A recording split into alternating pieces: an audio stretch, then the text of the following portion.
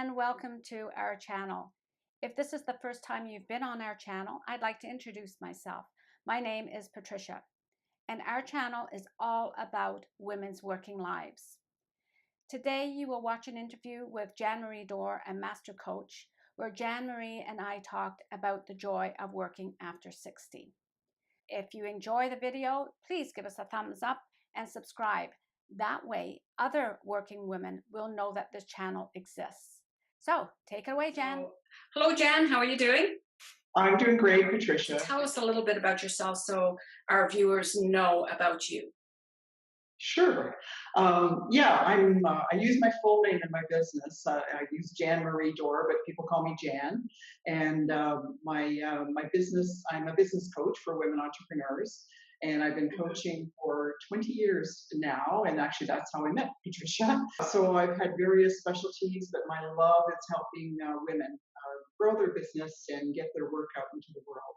So that's what my work has been about. So I do coaching, I have online courses, I do webinars. Most of my work is online now, and I'll talk about that after, but I started in person.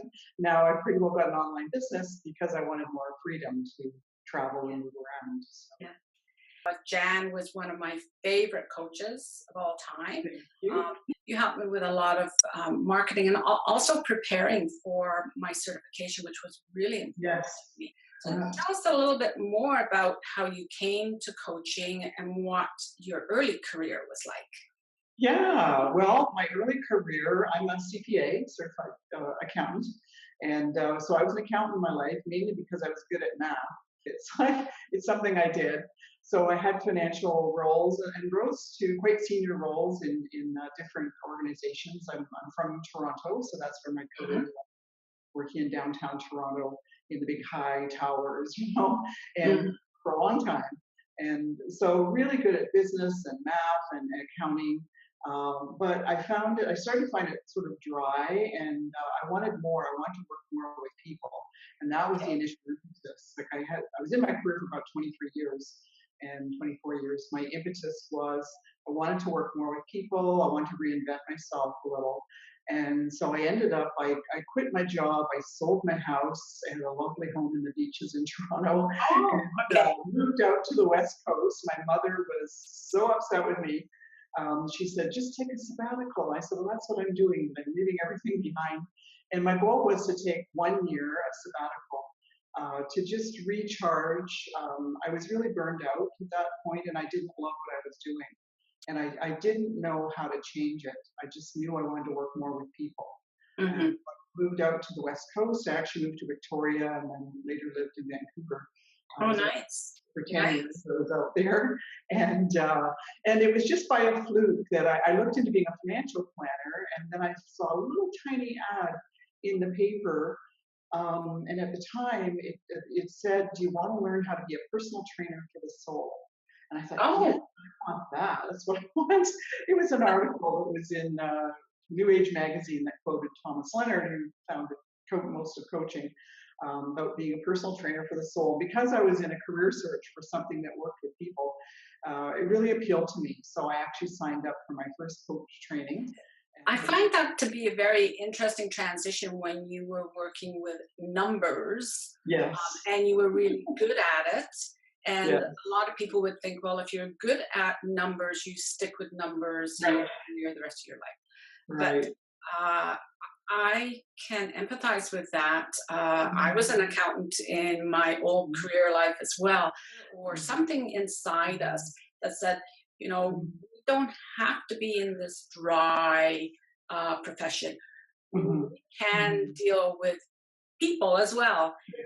That's pretty much how I see other women that come from, say, an accounting background and actually do get into an occupation or a profession that is all about people, and they are super at it for some reason. I haven't discovered the clue to it yet, but it works out really well. So what decade was that for you, Jan? It was actually 1996 that I left my career, and I took the year off the following year and started my business in 97. So that would have been in your 40s, correct? Yes. Yeah. Okay. Yes. So Yeah. I also understand that you continue to go out west. So Vancouver Yes. must be, or Victoria must be a very happy place for you. Do you It want to tell us is. a little more how you are able to continue with your work when you are not in one particular place? Like you Yes. actually take your business out west.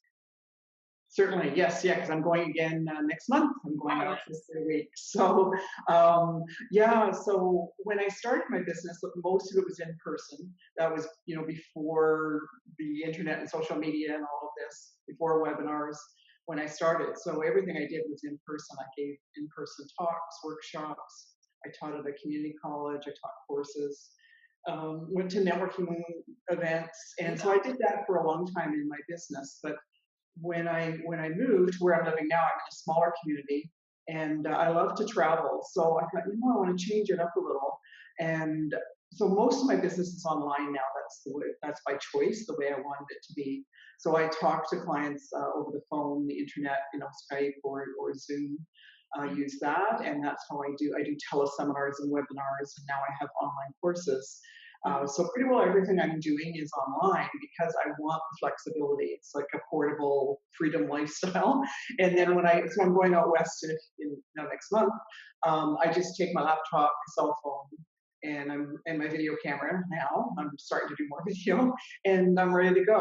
Like that's why I'm creating my courses. I'm just getting into doing more video, and that's all I need. So I just pack that with me, and I can work from wherever I want to be. Last year, I went on a Mediterranean cruise, and my intention was to really step back and not work. But I discovered they had a computer room, and because I love my work, I love what I do. So I ended up. I just several days I checked in there. Mostly, I have a community on Facebook, and I love to check in with them, see what's going on. So it wasn't work. That's the beauty of it when you're doing what you love. I think Yes. that you can do it wherever, and when you love it, it's not work if it's your purpose and you know what you're doing. So that's what I did. So I was able to just keep things moving forward, keep an eye on things, just for 10 minutes a day or something. And but it helped me to know that I could be away and the business is still running. This generation of women business owners and professionals are very fortunate that although there's been some significant changes in how businesses develop that have caused us some challenges, at the Mhm. same time, the technology has really Yes. sort of opened up any kind of barrier to us as far as location or our Mhm. client base. Can you Mhm. say a little more about when you recognized that and that it was a time when you knew you were going to go away from the in person Mhm. to Right. the online? More traditional, yes. Hmm. Yeah, um, probably because even from the start, when I started my business and I took the coach training, as you know, our coach training was virtual. So it was online. At that time, it was by telephone. It was telephone based for a long Yeah. time. And so that's what got me into the world of virtual work, virtual connecting with people. And I love the feeling of connecting with people all over the world. When I taught courses, there were people from all kinds of different countries, and I really liked that. There was something about it, and so that's how I've grown my business. I wanted it to be more of a global business and Uh-huh. in many different countries. And so it's just because I was introduced to that model and I liked it. So I thought I'll keep going with that, and Yeah. I can reach people no matter where they are and no matter where I am too. That's a great model. Yeah. Hmm. What would you say is your big why for continuing to work in your 60s? Like we know you mentioned traditional work, and Mhm. traditionally people who worked their careers went until 65, and at one Yes. time we had mandatory retirement, and that is sort of stuck in the Mhm. minds of most people who are working, that they work towards 65 and then they stop. Mhm. Finish. Yes. Yeah. So Yeah. what is the big why for continuing to work? My big why is to help women, Hmm. mostly about getting their work, their creative work, out into the world Mm-hmm. and get their voices out, their message. So whether it's a book that they're writing or a course that they're creating or a program that they want to put out and launch it online, whatever that creative project is, that I want to help them get it out there. So that's what motivates me. Mm-hmm. Creativity is one of my core values that I love. Creative work, creative projects, and combining that with what women are up to, because so many women are up to so many interesting things. So that's what motivates me and keeps me going, is to help them, because I know there's pieces that I know that I can help them with, Mm-hmm. and that keeps me going. That's what gets me up in the morning, just helping people. Yeah, the work is not done yet, right? You still got lots to contribute. That's right. Yes. I'm just offering something new right now, and I've still got something to say. And I said, I'm just getting comfortable on video. And again, that's something new. So sometimes there's a new way of doing things. It's like a new way to deliver my message. And then I can model that for others as well. So I've always been what would I call it, a bit of a trailblazer, like trying something new. And then that's what I love to teach others as well. So I continue to experiment, try something new. I love to teach. So teaching some of the things that I'm learning and then just passing that on. I guess that's my legacy. Now, I've picked up on you're teaching as your legacy, but there's a big part of the creative side of it. Yes. Interesting for an accountant. Most people would say that's interesting for an accountant. The other half of me, yes, the creative great brain. Yeah. So this shift in your career and also your ability to work longer allows you to tap into that creativity part of you. That's right. That's true. And it also allows you to explore it in other areas, doesn't it? Like some of your extracurricular activities. Do you want to tell us about where creativity is really encouraged, or you're able to take advantage of your flexibility in the way you work so that you can pursue? That's true. Yes. So watercolor painting is one of my hobbies. I have several hobbies. So the work that I do sort of supplements my hobbies, I think. That's why I'm designing my work. I actually had the thought this week, I thought, okay, I'm going to cut back to 3 days work and 4 days to play, So I signed up for watercolor classes. Patricia asked me the picture on the wall behind me. Unfortunately, it's not one of mine, but mine are like that. So I love watercolor painting is the main type of painting that I do. I love to hike and walk, and I do yoga 4 or 5 times a week. I put my lifestyle in place and my self-care, and then I fit my business around that. So that's the other thing I like to help women with as well. That's right. Simple, so you can keep going into your 60s, because it doesn't have to be complicated. And I always encourage them to put your lifestyle first, and then the other things fall into place. Like it's the reverse of the priority that you'd often think. If you keep working, usually work comes first. Yeah.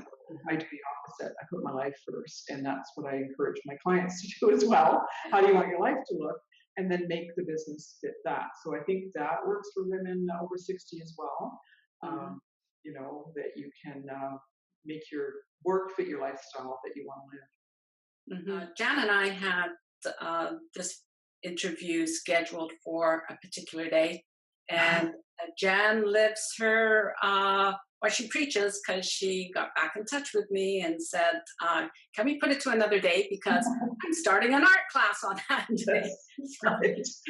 So you are walking your talk, which is yes, I am. What would you say to another woman who is coming to the point where she feels she's at the end of her career in her 60s, and that date is coming up? Is there anything that you would say to her to inspire her to look beyond that date and continue what she's doing, or, like you said earlier, reinvent herself? Well, I guess a lot of women that come to me, they're looking for that. They know they don't want to stop. They want to keep going in some way, but they don't know what their options are. So there's a lot of women like that. Or even if someone's coming up to, as we said earlier, retirement isn't what it used to be.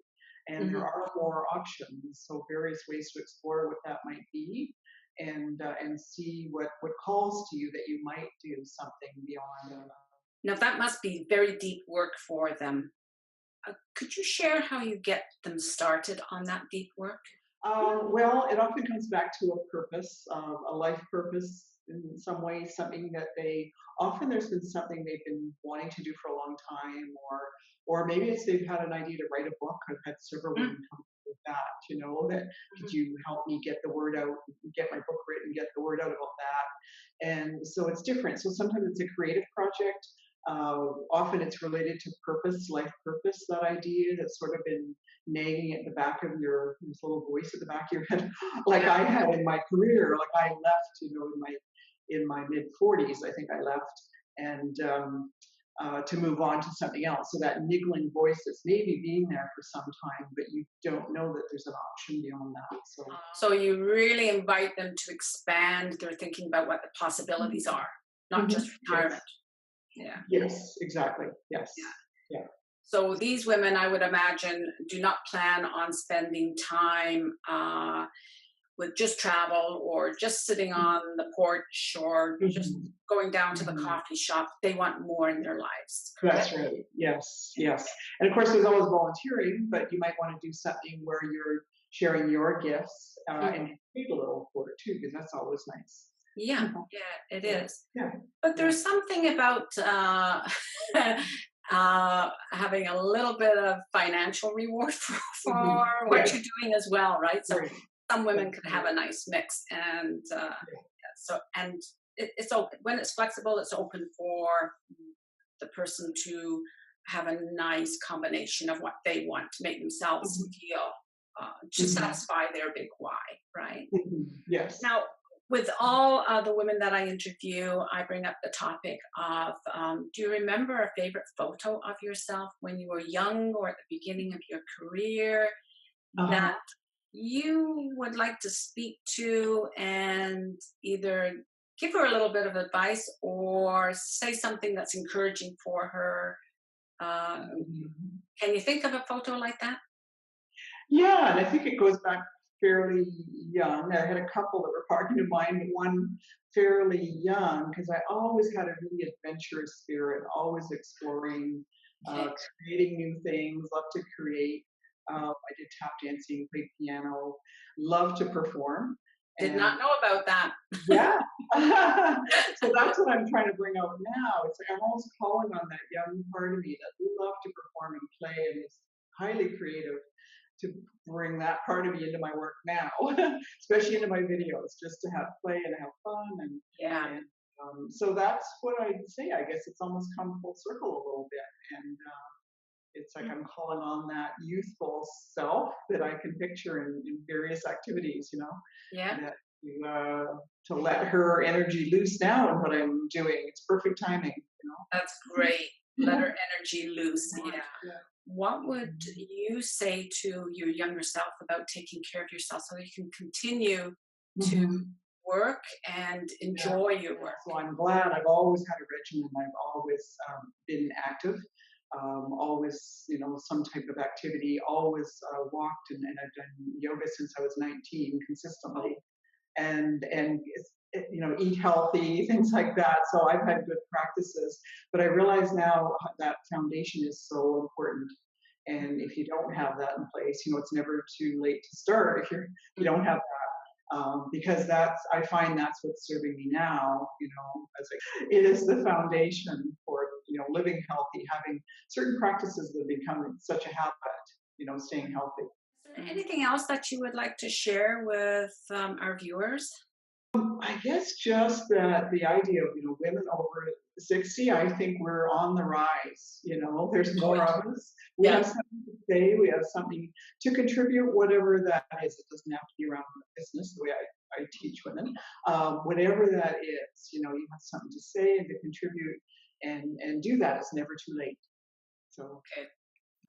If you enjoyed the video today, please give us a thumbs up and subscribe. Check out the links below. And remember, take care of yourself, do what's best for you, and don't jeopardize what you have built for yourself.